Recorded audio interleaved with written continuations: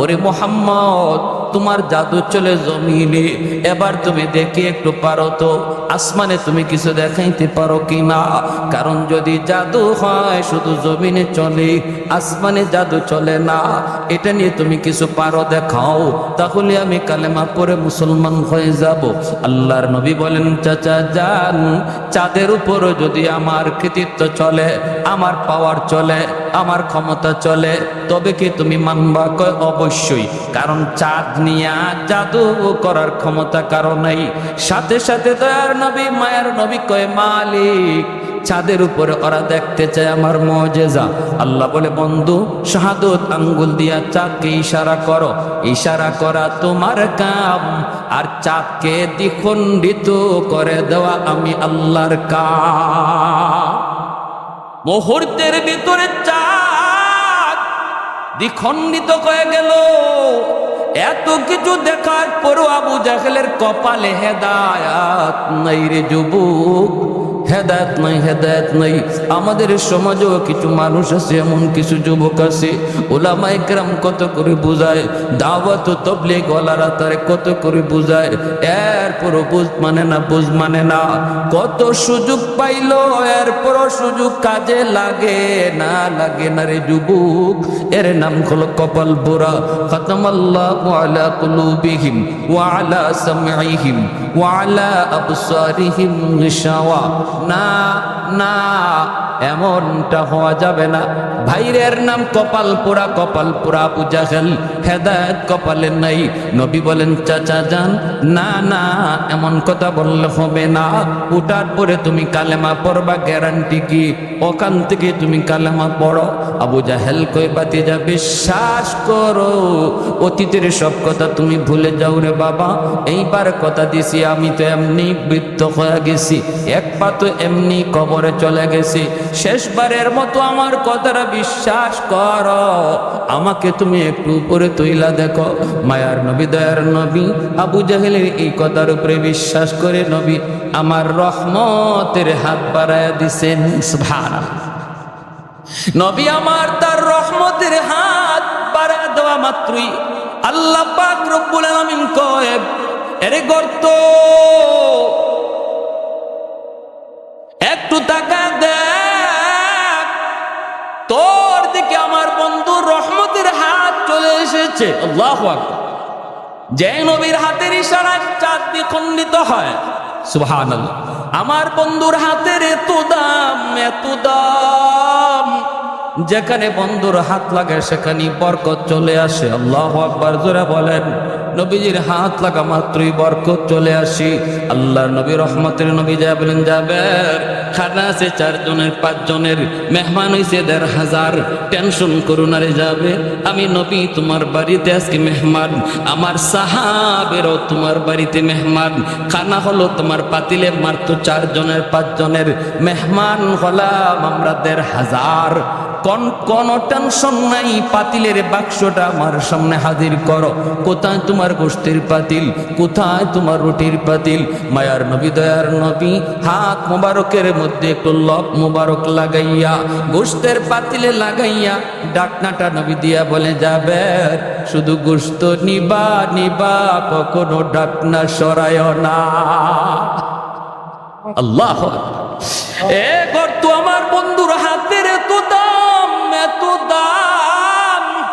রত্নে শামস নামক কিতাবের ভিতরে লিখেন, তাবুক যুদ্ধ থেকে ফিরে আসার পথে আল্লাহ নবী বিশ্রাম নিতেছেন, আলী রাদিয়াল্লাহু তাআলা আনহুর উরুতের যুবক মায়ার নবী আলীর উরুতে ঘুমাইতেছে। ওই অবস্থায় সূর্য হেলে গেছে, আসরের রক্ত চলে গেছে, অথচ আলী আসরের নামাজ পড়েন নাই, আসরের নামাজ পড়তে পারেন নাই। নবীজি আসরের নামাজটা পড়েই আলীকে বলেন, আলী ও আলী, তোমার উরুতে একটু বিশ্রাম নিব। নবীও জানেন না আলী যে আসর পড়েন নাই, অথবা নবী জানলেও মনে করছেন একটু পরে ঘুম থেকে উঠে যাবেন, আলী আসরের নামাজটা পড়তে পারবে। কিন্তু না না, আমার আপনার নবীর চোখ লেগে গেল, ওরে আল্লাহর গোলাম, এমন ভাবে চোখ লাগলো আর চোখ খুলল না। সূর্য ডুবে গেল, আসরে রক্ত চলে গেল। মায়ার নবী ঘুম থেকে উঠলেন, উইটা দেখেন আলীর চেহারাটা একদম বিমর্ষ হয়ে গেছে, কারণ নামাজ কাজা, ঠিক কিনা? খাঁটি একজন মুমিনের অন্তরে নামাজ কাজা হওয়া মাত্রই কলিজায় ব্যথা লাগবে। বোঝা গেল তার কলিজার ভিতরে নামাজের প্রতি মহব্বত ঈমানের আলামত। এটা ঈমানের আলামত। মাল ঈমান ইয়া রাসূলুল্লাহ? ইযা সাররাতকা হাসানাতুকা ওয়া ইযা সাআতকা সাইয়্যাতুকা ফাআনতা মুমিন। আল্লাহ নবী ঈমানের স্কেল বলে দিলেন। সাহাবী জিজ্ঞেস করে, নবী গো ঈমান কাকে বলে, কাকে বলে, কাকে বলে?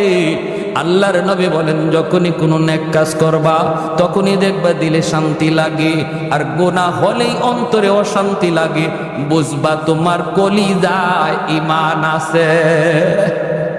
আর যদি গুনাহ করার পর কলিজায় ব্যথা না লাগে, বরং আরো অন্তরে খুশি হও, কষ্ট, বড় আফসোস। আজকে আমাদের যুবক ভাইদের দিকে তাকাইলে অন্যায় করতেছে হাসতে হাসতে, অন্যায় করার আগেও কোনো অনুভূতি নাই, গুনাহ করার পরেও কোনো অনুশোচনা নাই। নবী বলে ঈমানের আলামত না, এটা ঈমানের আলামত না রে যুবক। তোমার খাতিরে আল্লাহ আসমান বাঁচায়া রাখছে, জমিন বাঁচায়া রাখছে। রব্বুল আলামিন কয়ে, রে জমিন থাম থাম, জমিনে যেই পরিমাণ গুনাহ হয় এই হারে যদি জমিনে গজব আসতো বহু আগেই জমিন ধ্বংস হয়ে যাইত। কিন্তু এরপরও আমি আল্লাহ কেন জমিন ধ্বংস করি না জানুনি? ওয়াশাবাবু খুশা, জমিনে এমন কিছু যুবক আছে যেই যুবকের কলিজায় আমি আল্লাহর ভালোবাসা, যেই যুবকের কলিজায় আমি আল্লাহর ভয়, যেই যুবক যৌবনে আমি আল্লাহকে ভয় করে চলে, অন্যায় কাজে যায় না, মদ গান্ধার দিকে যায় না, বাপ মার সাথে বেয়াদবি করে না, মুরব্বীদের সাথে খারাপ আচরণ করে না, গান বাজনার আয়োজন করে না। না না, ওই যুবককে মসজিদে পাওয়া যায়, উলামায়ে কেরামের সাথে চলতে দেখা যায়, অথচ যৌবনের চাহিদা ছিল তার গুনার দিকে দৌড়ানো, সেই পাগলা গোরার লাগাম টেনে ধরছে। রব্বুল আলামিন বলে, ফেরেশতারা শুন শুন, ওই যুবকের কলিজার দিকে যখন আমি আল্লাহ তাকাই তখন এই জমিনের প্রতি আমার মায়া লেগে যায়। এখনো জমিনে এমন কিছু যুবক বন্ধু পাওয়া যায় যৌবনের পাগলামি করে না, যৌবনে দাওয়াত ও তাবলীগের সময় লাগায়, হালাল ব্যবসা করে, না না হারাম প্রেম ভালোবাসার দিকে যায় না। এ যুবক, তোমার কি একটু কলিজাটা নরম হয় না রে যুবক? যে মালিক তোমাকে আমারে বানাইছে ওই খালিক আর ওই মালিক বলে, যুবক আমি তোমার দিকে তাকায়া জমিন টিকায় রাখছি। ভাইরা আমার, আলী রাদিয়াল্লাহু তাআলা আনহুর চেহারা বিবর্ণ হয়ে গেল। আল্লাহ নবী বলে, আলী তুমি কি আসরের নামাজ পড়ো নাই? আলী বলেন, ইয়া রাসূলুল্লাহ নামাজ পড়তে পারি নাই। নবী বলে, কেন? আমাকে তুমি ডাক দিলা না কেন, জাগাইলা না কেন? আলী কয়, নবী গো, কলিজায় জিজ্ঞেস করেছিলাম, এ আলীর কলিজা বল, তুই কি নামাজের জন্য তুই নবীরে ডাক দিবি নাকি নবীরে ঘুমাইতে দিবি? কি করবে তুই বল। কিন্তু আমার মন বলে না রে আলী, নামাজ কাজা হয়ে যায় তোর হয়ে যাক, তবুও রহমতের নবীর ঘুম ভাঙ্গাইস না। মায়ার নবীর ঘুম ভাঙ্গাবি না, মায়ার নবীর ঘুম তুই ভাঙ্গাবি না রে, নামাজ তোর কাজা হয়ে যাক। এই কথা বলতেই আল্লাহ নবী হাত উঠায় দিছে আসমানের মালিকের দিকে। ওগো মালিক, আমার আলী আজকে আসরের নামাজ পড়তে পারে নাই, নিজের কারণে নয়, আমি নবীর কারণে, তোমার বন্ধুর কারণে। ও মালিক, আমি হাত উঁচায় রাখলাম, এই হাত জমিনে আর নামাবো না গো। ডুবন্ত সূর্য আবার তুমি আকাশে উঠায় দাও, যেন আলী আসরের নামাজ ঠিক টাইমে পড়তে পারে। রদ্দের শামস নামক কিতাবের ভিতরে লিখেন, নবীর হাত এখনো নামান নাই। ওই হাত উপরে থাকতে থাকতে মালিক সূর্যকে ডাক দেয়, সূর্য আমার বন্ধুর ওই হাত এখন উপরে, যে হাতের উসিলায় আমি তোরে বানাইছি, আমার বন্ধুর আব্দার উঠে যা। সাথে সাথে সূর্য আকাশে উঠে আসলো, সূর্য আবার আকাশে উঠে আসলো। ডুবে যাওয়া সূর্য নবীর হাতের উসিলায় আবার উঠে গেল। আল্লাহু আকবার। আলী ঠিক টাইমে নামাজ পড়লেন। ওই নবী যখন হাত বাড়ায় গর্তের দিকে, আল্লাহ কইরে গর্ত, আমার বন্ধুর হাত চলে এসেছে। এখন আর রশি নয়, মই নয়, অন্য কোনো মানুষের হাতও নয়, আমার বন্ধুর হাত তোর ভিতরে চলে এসেছে। আর দেরি করবি না, আবু জাহেলকে উপরে উঠায় দে। লিফটের মতো মাটি আবু জাহেলকে উপরে উঠায় দিছে। আর আমার আপনার নবীর হাত ধরেছে, নবীজি টান দিয়া তার উপরে উঠে নিছে। কৌনাইন মুখতার খুদা তুমকো বানায়া, कौनैन मुख्तार खुदा तुमको बनाया, उम्मत का निगाहबान खुदा तुमको बनाया, उम्मत का निगाहबान खुदा तुमको बनाया। मौला मेरा आका मेरा रहमत के नबी है, तजदार मदीना है तो माहे अरबी है, तजदार मदीना है तो माहे अरबी है। अशजार ने देते हैं नबूवत के शहादत, तशकीक कमर में है तो अंगुल की इशारत, तशकीक कमर में है तो अंगुल की इशारा। अल्लाह अकबर করে বলে। নবী কয় চাচা এবার কালেমাটা পড়ালেন। গর্তের ভিতর থেকে ওয়াদা দিছিল উঠলেই কালেমা পড়ব, ঠিক না? নবী কয় চাচা তুলসী তো, এবার কালেমাটা পড়েন। মায়ার নবী কত চেষ্টা করছেন প্রিয় মানুষগুলাকে, রক্তের মানুষগুলিকে হেদায়েতের পথে আনার জন্য, কত আপ্রাণ চেষ্টাই না মায়ার নবী করছেন। তারপরে নবী বলেন চাচা গো, ও চাচা আমি তো আপনার কথা মানছি, এবার একটু আমার কথাটা মানেন। আবু জাহল কয় বাতিজা রে, তুমি যে অত বড় জাদুকর আগে জানি না। কপালে কি নাই? কি নাই? ইন্নাকা লা তাহদি মান আহবাবতা ওয়ালাকিন্নাল্লাহ ইয়াহদি মান ইয়াশা। আল্লাহকে বন্ধু হেদায়েত এটা কোনো মানুষের হাতে আমি রাখছি না, এটা শুধু আমার হাতে। তোমার কাম দাওয়াত দেওয়া, কে নিব আর কে নিব না এটা জানি আমি আল্লাহ। উলামায়ে কেরামের কাম হলো ওয়াজ শোনানো, উলামায়ে কেরামের কাজ হলো হক বাতিলের পরিচয় জানানো, উলামায়ে কেরামের কাজ হলো আলো অন্ধকারের পরিচয় শোনায় দেওয়া, জানায় দেওয়া। মানবে কে আর মানবে না কে এটা কার হাতে? আমাদের দায়িত্ব লাস্তা আলাইহিম বিমুসাইতির, দারোগা নয়, পিটানো আমাদের দায়িত্ব নয়, জোর করো আমাদের দায়িত্ব নয়। আমাদের দায়িত্ব শুধু শোনায় দেওয়া, ভালো অন্ধকার পরিচয় শোনায় দেওয়া। যে দায়িত্ব মায়ার নবীর ছিল, উলামায়ে কেরাম সেই দায়িত্ব নিয়ে মাঠে ময়দানে কাজ করে। কিন্তু কারা আসবে আর কারা আসবে না সেটা কার হাতে? এজন্য এত সুন্দর আখলাক ওয়ালা নবী, যেন সেই নবীর আদর্শ আমার জীবনের প্রতিটা সেক্টরে, প্রতিটা সেক্টরে। আমি প্রতিনিধি, জনপ্রতিনিধি, দায়িত্বশীল। মায়ার নবী মদিনার রাষ্ট্রনায়ক, নজির আসেনি না নাই? আদর্শের নজির আসেনি না নাই? ফাতেমা মায়ার নবীর কুরাইশ বংশের মহিলা চুরির দায়ে ধরা পড়লো। আল্লাহর নবীর বংশের মহিলা চুরির দায়ে ধরা পড়লো। এইবার চুরির অপরাধ কি হাত কেটে দেওয়া? কিন্তু এই মহিলার হাত কাটলে কুরাইশ বংশের ইজ্জত যায়, নবীর বংশের ইজ্জত যায়।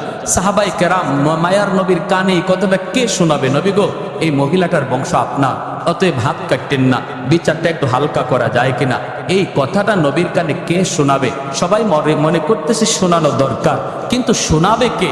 কেউ এই দায়িত্ব নেয় না। আবু বকর সিদ্দিককে বলা হয়, সিদ্দিক আপনি যান, আপনি নবীর হিজরতের সাথী। সিদ্দিক আকবর বলে আমাকে সব করতে বলো, এটা পারবো না, কারণ এটা পারবো না। হযরত ওমরকে বলে ওমর যাও, ওমর বলে আমি সব পারবো, এটা পারবো না। উসমান বলে আমি পারবো না, আলী বলে আমি পারবো না, কেউ বলে আমি পারবো না। শেষ পর্যন্ত সাহাবীরা সিদ্ধান্ত নেয়। একটা ছোট বাচ্চা নিপাও দেখো, যে বাচ্চাটারে মায়ার নবী মায়া করে, অনেক আদর করে, আর তারে আমরা মুখস্থ করাইয়া কথাটা পাঠাই। আর যদি নবী তার উপরে রাগ করে, আমরা তখন সালিশ হয়ে গিয়ে বলবো ইয়া রাসূলুল্লাহ, ছোট মানুষ বুঝে না, মাফ করে দেন, শিখাইয়ে দিব আমরা, বিচারও করবো আমরা। এ এবার আল্লাহ নবীর কাছে পাঠানো হলো ছোট্ট একটা বাচ্চাকে, যার নাম হলো উসামা, উসামা ইবনে জায়েদ, নবীজির নাতি, পালক পুত্র জায়েদ ইবনে হারেসা রাদিয়াল্লাহু তাআলা আনহুর ছেলে, যার নাম ছিল উসামা। নবীজির নাতি হাসান হুসাইনের মতোই, হাসান হুসাইন নবীজির মেয়ের ঘরের নাতি, আর ছেলের ঘরের নাতি অর্থাৎ পালক পুত্র জায়েদ ইবনে হারেসা, ওনার ছেলে উসামা, ইনাকেও নবীজি কাঁধে নিয়ে নিয়ে ঘুরতেন, আদর করতেন নাতি। ওই নাতিরে সবাই ডাইকে আনছে, উসামা তুমি ছোট মানুষ হইলো, তোমার বুঝ ভালো আছে, একটা কথা যাইয়া দাদারে বলো, কারণ দাদা নাতির একটা মায়ার সম্পর্ক থাকে, একটু তুমি যাইয়া বলো। কি বলবো? যাইয়া বলবা দাদা, ও দাদা, দাদা। বলে কি রে নাতি কস না? বললে দাদা, যে মহিলাটা আজকে আপনার হাতে গ্রেপ্তার হয়েছে চুরি অপরাধে, এই মহিলার বংশ নাকি আপনার বংশের, অতএব দাদা গো একটু বিচারটা হালকা করা যায় কিনা, হাত নাকে একটা আঙ্গুল কাইটা এটারে একটু হালকা করে বিচারটা করলে হয় কিনা, এই কথাটা তুমি বুঝাইয়া দিবা। যদি নবী রাগ করে তখন আর জিজ্ঞেস করে কে শিখাইছে, কইবা কেউ শিখাইছে না, আমি নিজেই কইছি। ওসামা গেছেন গে আল্লাহ নবীর কাছে, যেই মাত্র বলছে, হাদিস শরীফে আসছে মায়ার নবীর চেহারা মোবারক লাল হয়ে গেছে গুসায়, নবীজি বসা থেকে দাঁড়ায় গেছেন। সুবহানাল্লাহ, কি বিচার ব্যবস্থা ছিল!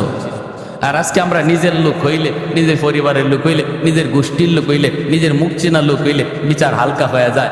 আয় হায়, এই কি আমার নবীর আদর্শ ছিল? মায়ার নবীর চেহারা লাল হয়ে গেল, নবীর চেহারা লাল হয়ে গেল, বসা থেকে উঠে গেলেন। আর নবী বলতেছেন, ওসামা আমি ভালো করে বুঝতেছি এটা তোমার কথা নয়, আমার সাহাবীরা শিখে এনেছে। মনে রাখো, শুধু কুরাইশ বংশের মেয়ে না, আমার কলিজার টুকরা মেয়ে ফাতেমাও যদি আর চুরির অপরাধে গ্রেপ্তার হতো, আমি মুহাম্মদুর রাসূলুল্লাহ তার হাত কেটে দিতাম। আল্লাহু আকবার। আল্লাহ আমাকে ইনসাফ প্রতিষ্ঠা করার জন্য পাঠাইছে, বেইনসাফি করার জন্য নয়। গরিবের ক্ষেত্রে একরকম বিচার, আর ধনীর ক্ষেত্রে আরেক রকম বিচার। অচেনা মানুষের সাথে একরকম বিচার, আর মুখ চেনা মানুষের সাথে একরকম বিচার। এমন বিচার ব্যবস্থা পৃথিবীতে প্রতিষ্ঠা করার জন্য আল্লাহ আমাকে পাঠায় নাই, আমাকে পাঠাইছে একটা সার্বজনীন সুবিচার ব্যবস্থা প্রতিষ্ঠা করার জন্য। তাহলে আমি একজন জনপ্রতিনিধি হলে আমার নবীর আদর্শ আমার মাঝে খুঁজলে পাওয়া যাবে কি যাবে না? আসেনি না নাই? মায়ার নবী দয়ার নবী, আমি যদি একজন সন্তান হই, মায়ার নবী আদর্শ রেখে গেছে। মনে রাখবেন, নবী বলেন, মা মিন ওয়ালাদিন বারিন ইয়ানজুরু ইলা ওয়ালিদাইহি নাজরা রাহমাতিন ইল্লা কাতাবাল্লাহু লাহু বিকুল্লি নাজরাতিন হাজ্জাতাম মাবরুরা। নবী বলেন, শোনো, আমিও তোমাদের মতো একজন সন্তান, আমারও মা আছে, বাবা আছে। বাবা পাই নাই, মা অল্পদিন পাইছি। উম্মতেরা শোনো, মায়ার নজরে, মায়ার নজরে শুধু বাপমার চেহারার দিকে তাকায় রইছো তুমি, কোনো কথা না, শুধু একটু মায়ার নজরে তাকাইছো, আল্লাহ তোমার ওই নজরে নজরে কবুল হজের সওয়াব দান করবে। যে নবী জীবনে মিথ্যা বলেন নাই, ওই নবী বলে একজন সন্তান প্রতিদিন একটা কবুল হজ, প্রতিদিন অসংখ্য কবুল হজ তার আমল নামায় জমা করার সুযোগ রয়েছে। হাসরের মাঠে দেখবে তার আমল নামায় হজ, বলবে মালিক আমি দুনিয়ায় হজই তো করি নাই, এতগুলা হজ আসলো কোত্থেকে? আল্লাহ এটা আমার আমল নামা না, এটা অন্য কারো আমল নামা। মালিক তোমার ফেরেশতারা ভুল করে কারো আমল নামা আমাকে দিয়ে দিছে, আমারটা জানি কার কাছে দিয়ে দিছে। আল্লাহ বলবেন, কও কি তুমি? বলে হো, তোমার ফেরেশতারা ভুল করছে, এটা আমার না। আল্লাহ বলবে, আমার ফেরেশতারা ভুল করে না, কেমনে তুমি কও ভুল? আল্লাহ আমি জীবনে হজই করি নাই, অথচ আমার আমল নামা দেখা যায় 1000 2000 হজ। যে বাপমার দিকে বেশি বেশি তাকাইছে তার জীবনে লক্ষ হজ, আমল নামায় লক্ষ হজ। আল্লাহ এটা আমার আমল নামা নয়, ফেরেশতারা ভুল করছে। রব্বুল আলামিন বলবে, বান্দা শোনো, আল্লাহ তখন হাদিস শরীফে আসছে, আল্লাহ পাক তখন কুদরতি মুচকি হাসবেন। সুবহানাল্লাহ। তার কথা শুনে আল্লাহ কুদরতি মুচকি হাসবেন আর বলবেন, না, আমার ফেরেশতারা ভুল করে না বান্দা, যা দেখছো এটা তোমারই। তো ঘরেই তোমার হজ ছিল, তোমার মা, তোমার বাবা, যাদের দিকে তুমি মায়ার নজরে তাকায় তাকায় কথা বলতা, বাজারে গেলেও আম্মার চেহারার দিকে তাকাইতে, মা কিছু লাগবে? বাজারে যাইতেছি। আব্বা তোমার ওষুধ আছে না শেষ? বাজারে যাইতেছি। এই এতটুকু মার চেহারার দিকে তাকায় গেছে আর আইছে, কথা বলতেই বাপমার চেহারার দিকে তাকায় তাকায় কথা বলছে। বান্দা, এতটুকু আমল যে তোমার দুনিয়াতে ছিল, ওই প্রতিটা চাওয়াকে আমি আল্লাহ কবুল হজ বানায়া তোমার আমল নামা উঠাইয়া দিছি। তাহলে আমি একজন বাবা হলে, আমিও একজন সন্তান হলে, আমার মায়ার নবী সন্তান হিসাবে আদর্শ আমার জন্য রেখে গেছেন কিনা? আসেনি না নাই? আল্লাহ আমাদেরকে সহি বুঝদান করুন, আমরা কোন পথে চলতেছি। আজকে আমার সেলিম আজাদ ভাই আলহামদুলিল্লাহ একজন বাবার সুসন্তান, নেক সন্তান, উলামায়ে কেরামের সাথে থাকার সুবাদে আল্লাহ পাক দিনের বুঝ দিয়া রাখছেন। বুঝেন বাপমার জন্য কি করতে হবে, কোনটা চাইতে হবে, কিভাবে আল্লাহর কাছে চাইলে আল্লাহ পাক সেটা কবুল করে, এগুলো বুঝেন উলামায়ে কেরামের সাথে থাকার কারণে। আমরা উলামায়ে কেরামের সাথে সময় দেব, তাদের কাছ থেকে দিনের পথগুলো বুঝে নিব। কারণ আমার সর্বক্ষেত্রে আমার নবীর আদর্শ রয়েছে, যে আদর্শের দ্বারা আমার গোটা জীবনটারে আমি এবাদতের ভিতরে ঢুকাইতে পারি, গোটা জীবনটারে এবাদতে ঢুকাইতে পারি। প্যারে হাজিরিন, আসুন আমরা সবাই প্রত্যেকে মায়ার নবীর প্রতিটা আদর্শকে, আমি যে সেক্টরে আছি এই সেক্টরে আমার নবীর আদর্শটা কি, এটা আলেমদের কাছে যাইয়া বুঝি, জানি, আমল করি। পারবো না ইনশাল্লাহ? ব্যবসায়ী ভাইয়েরা এখানে আছেন, ব্যবসার ক্ষেত্রে আমার নবীর আদর্শ আছে, আলেমদের কাছে যান, বুঝেন, সেভাবে ব্যবসা করেন। আপনার ব্যবসাটাও নফল নামাজের ভিতরে আল্লাহ ঢুকাইয়া দিবে, নফল নামাজের ভিতরে আল্লাহ ঢুকাইয়া দিবে। মেম্বার হয়েছেন, চেয়ারম্যান হয়েছেন,